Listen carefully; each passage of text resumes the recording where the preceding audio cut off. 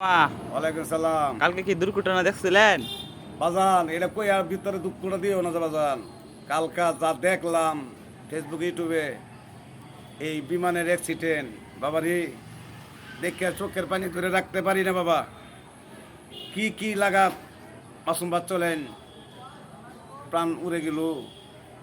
অনেক মেডিকেল, কারো শরীর মাংস নাই, কোনো কিছু নাই।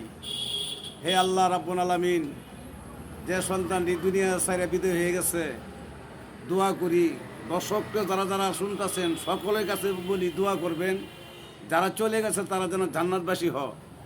আর যারা মেডিকেলে আছে আল্লাহ যেন ওনাদের সুস্থতা দান করে দেয়, যেন ভালো করে দেয়।